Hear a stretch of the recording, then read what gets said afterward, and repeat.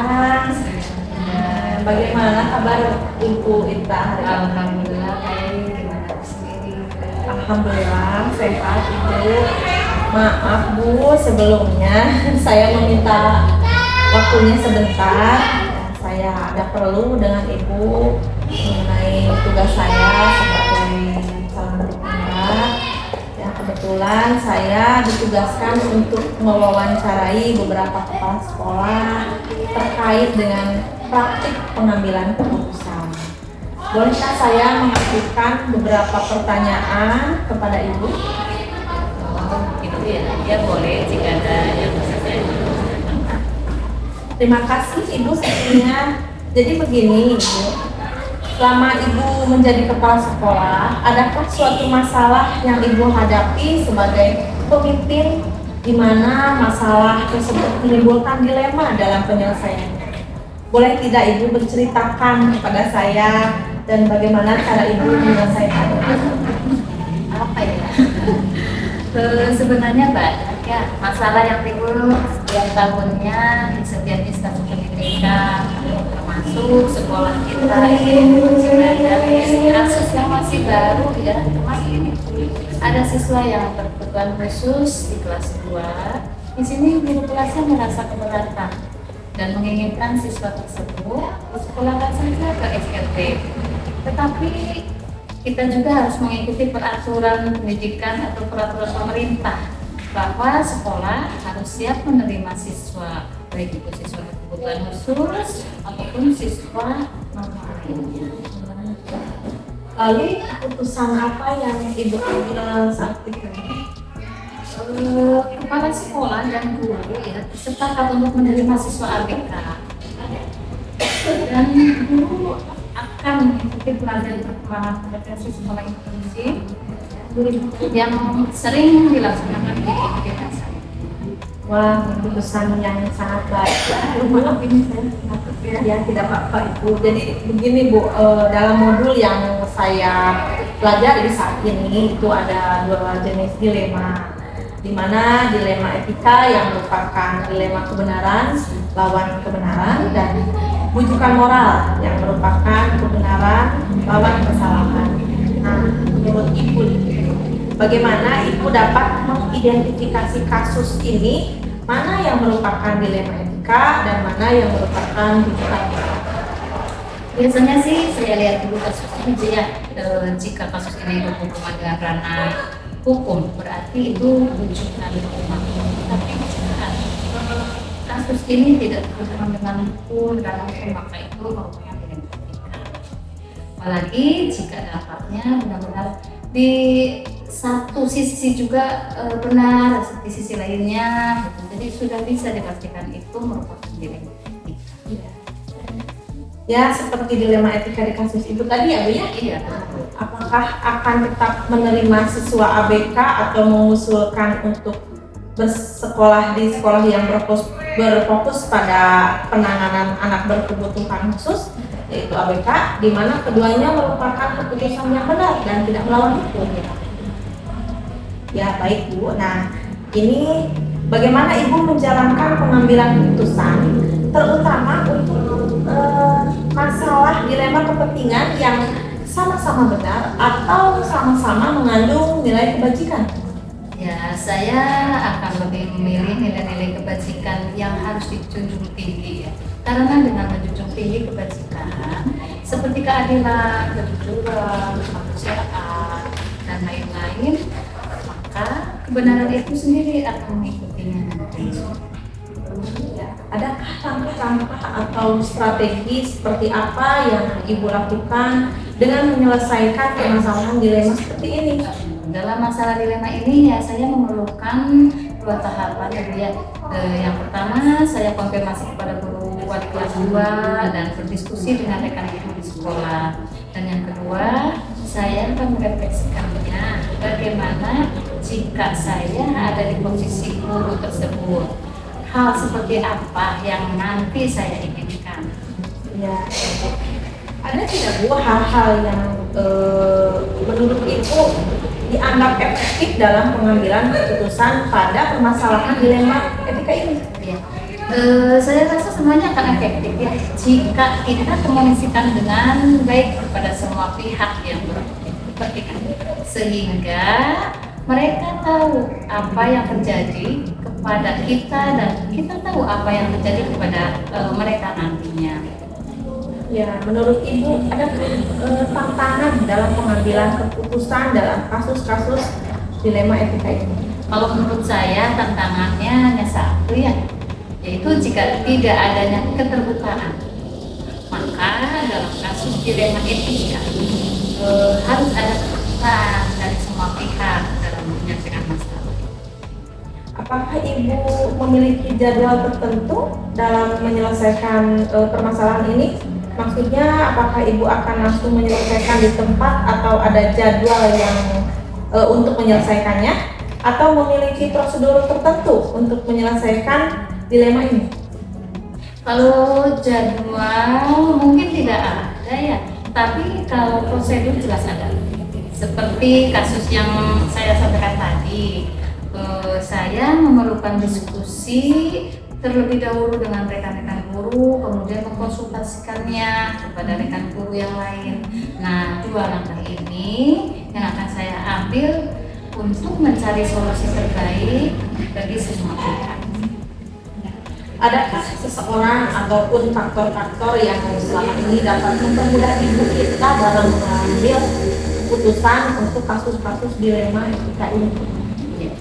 Ya ada Bu, biasanya saya akan berdiskusi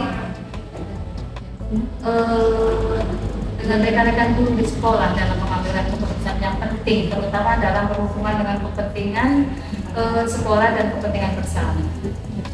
Pertanyaan terakhir nih Bu, dari semua hal yang telah Ibu petik dari pengalaman Ibu dalam mengambil keputusan sebuah masalah yang menimbulkan dilema etika ini,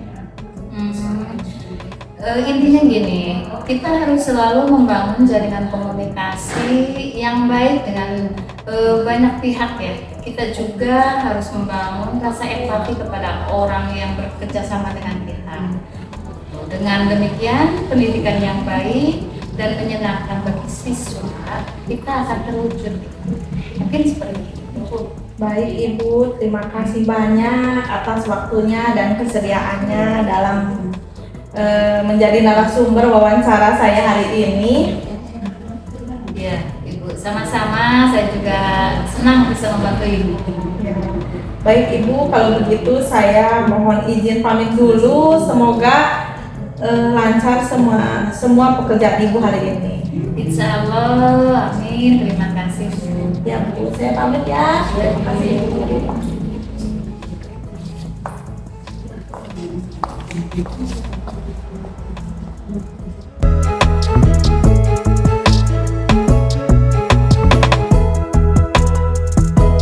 Assalamualaikum warahmatullahi wabarakatuh. Ibu Ella, apa kabar? Waalaikumsalam. Kabar baik, Bu Reni. Bu Reni apa kabar? Alhamdulillah sehat Ibu. Ya, alhamdulillah. Tumben ini ada apa? Iya Bu, ini kedatangan saya ke sini selain untuk bersilaturahmi dengan Ibu, yang salah satunya itu ada salah satu tugas untuk mewawancarai beberapa kepala sekolah terkait dengan praktik pengambilan keputusan yang ada di sekolah.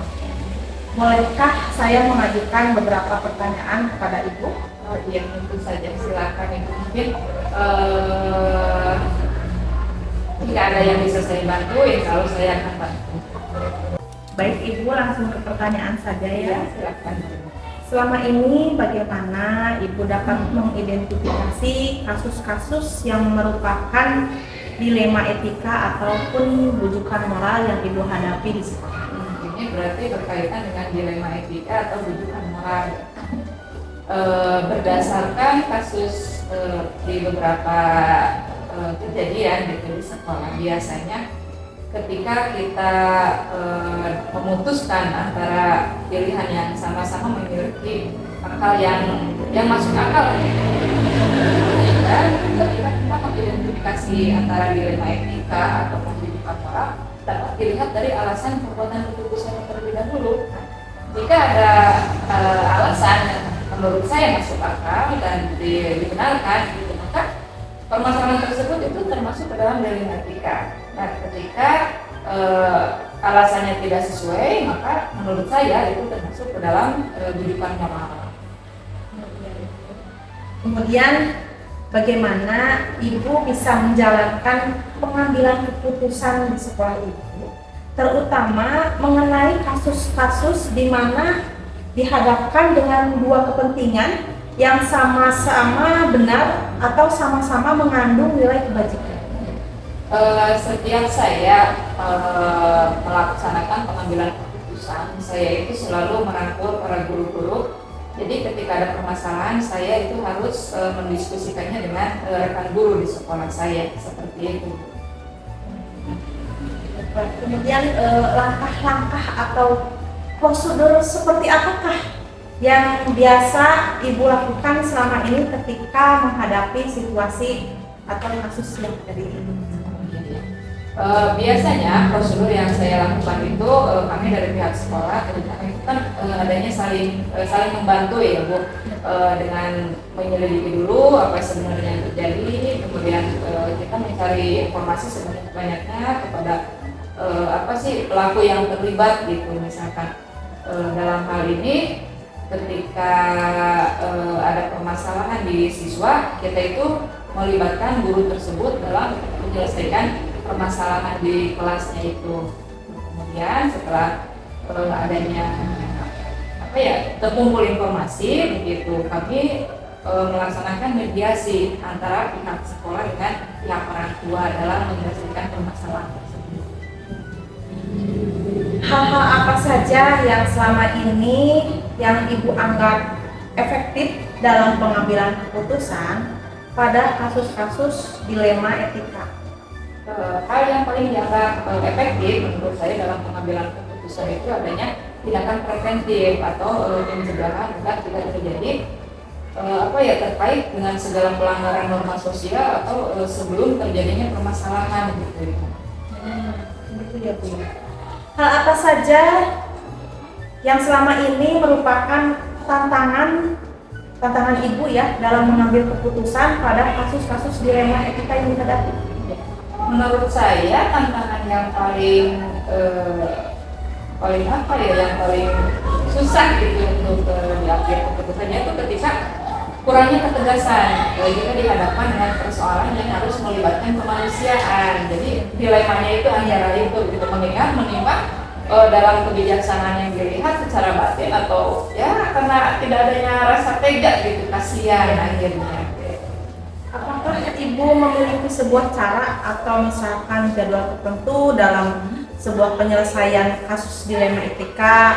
Apakah ibu langsung menyelesaikannya di tempat atau memiliki sebuah jadwal untuk menyelesaikan kasus-kasus tersebut yang dihadapi, yang berbentuk atau prosedur seperti apa yang ibu jalankan? Kalau jadwal secara khusus itu tidak ada ya dalam penyelesaian kasus dalam dilema. Kemudian langsung saja diselesaikan dengan melakukan koordinasi bersama rekan guru semua gitu, dan melakukan mediasi mencari titik pintu atau solusinya untuk permasalahan tersebut. Ya. Adakah seseorang atau faktor apa yang selama ini bisa mempermudah atau membantu ibu dalam pengambilan keputusan dalam kasus-kasus dilema etika yang dihadapi? Oh iya, tentu saja saya itu tidak bisa melakukan apapun gitu jika tanpa adanya bantuan dari rekan-rekan. Jadi yang paling membantu dalam setiap pengambilan keputusan saya itu adalah rekan guru di sekolah ini. Dari semua hal yang telah disampaikan, pembelajaran apa yang dapat ibu ambil atau ibu petik dari pengalaman dari pengambilan keputusan dilema etika? Banyak sekali ya Bu pembelajaran yang dapat saya ambil. Salah satu diantaranya itu tidak semua yang kita anggap benar itu adalah benar. Ketika harus dilihat dari berbagai sisi dan berikan kebijakan sesuai dengan nilai aturan yang berlaku. Itu menurut saya pembelajaran yang saya ambil.